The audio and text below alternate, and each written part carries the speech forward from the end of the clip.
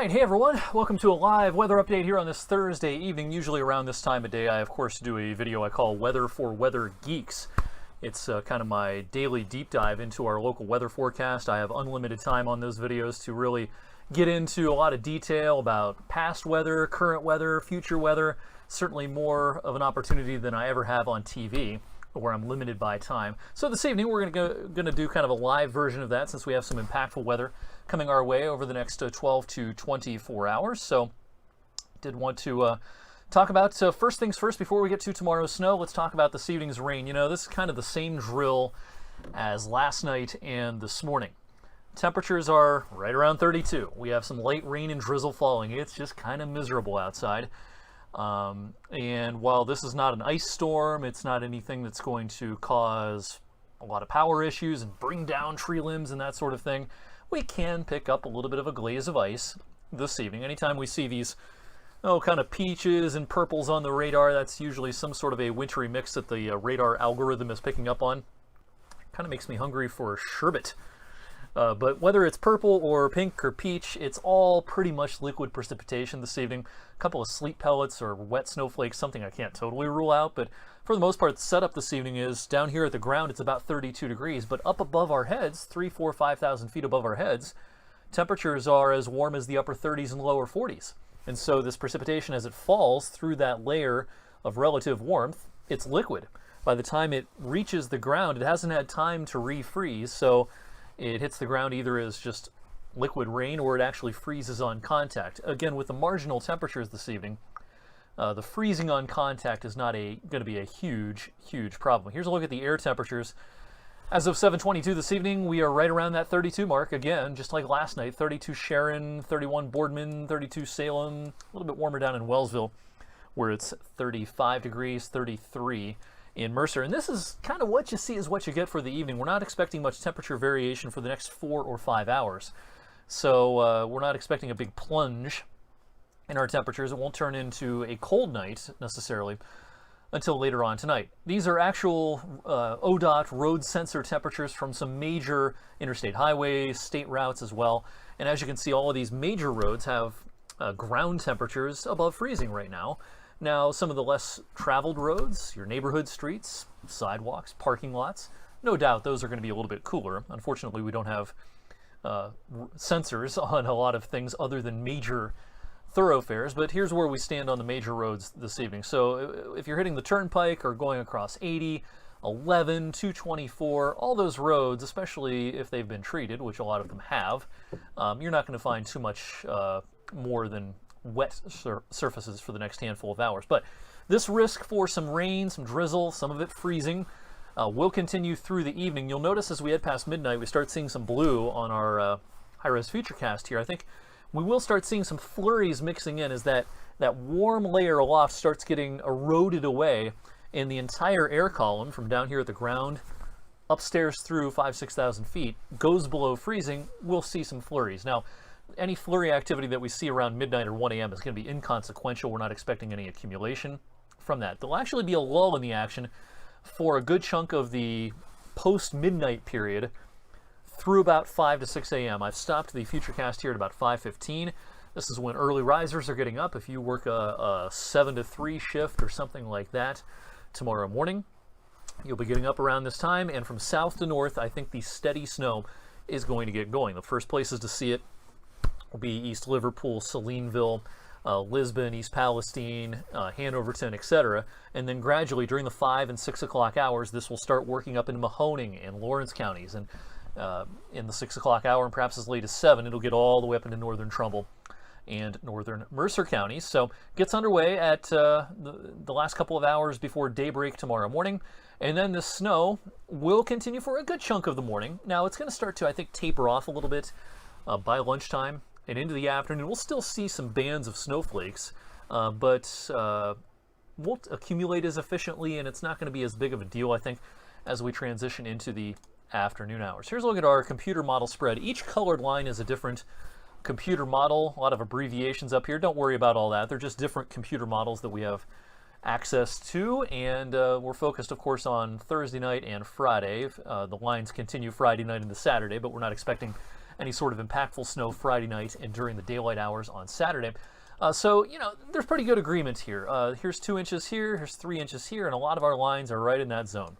And it's no coincidence that that is our official forecast, the most likely accumulation being 2 or 3 inches. Now, earlier on today, the Facebook was set aflame by a couple of maps from a Cleveland TV station that showed one model that was going crazy, and everybody shared it, and I got peppered with questions. Hey, are we getting 7 inches of snow here? No, we are not getting 7 or 8 inches of snow here.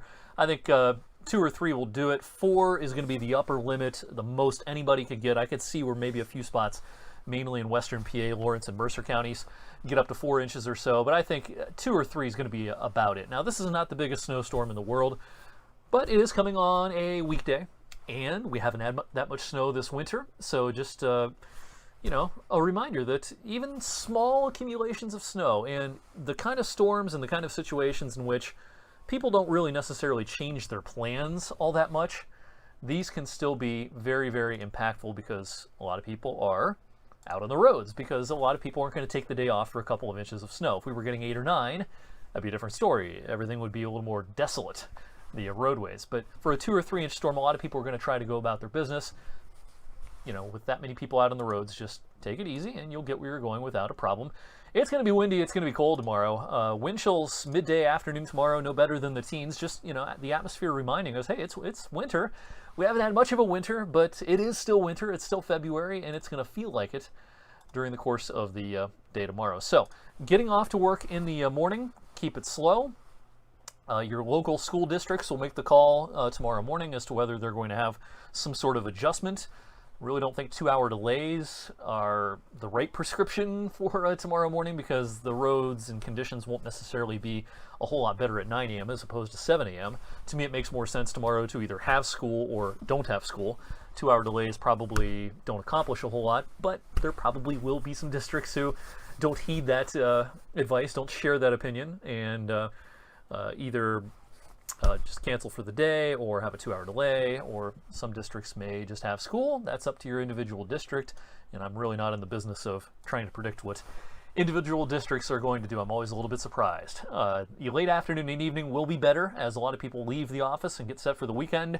Probably not much more than flurries for the second half of the afternoon and into the evening. What about the weekend? Non-impactful weather for most of the day Saturday.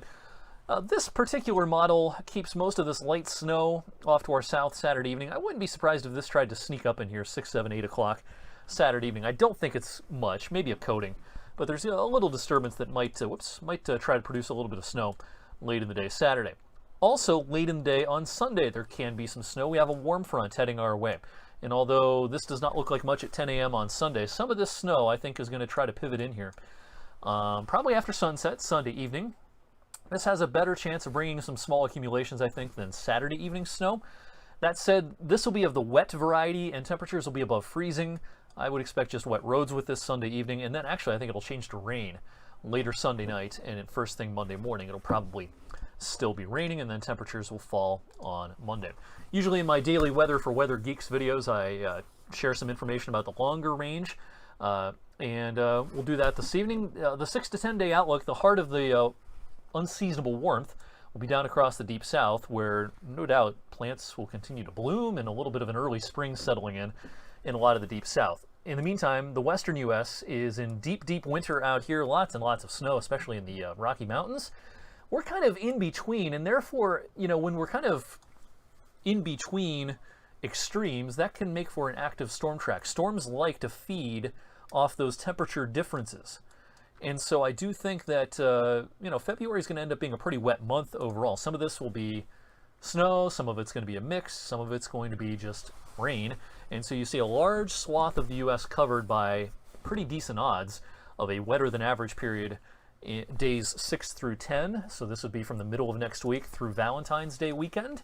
And then the 8 to 14 day outlook has a pretty similar feel to it. I didn't grab the 8 to 14 day. Let's grab that here. This is the 8 to 14 day precipitation outlook, showing green again for a lot of areas east of the Rockies, meaning that that active storm track will probably produce more bouts of precipitation. February is going to shape up to be another warmer than average month. It'll probably shape up to be another wetter than average month as well, with some of this, again, being liquid precipitation, some of it being a wintry mix. Before I leave you this evening, I wanted to show you this cool time lapse.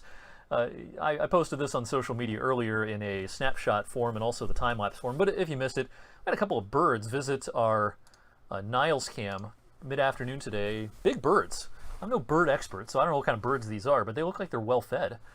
So they paid us a little visit and then kind of went away. All right, a couple live looks outside this evening. Again, it just looks wet here in Boardman, but notice the temperature. It's 31.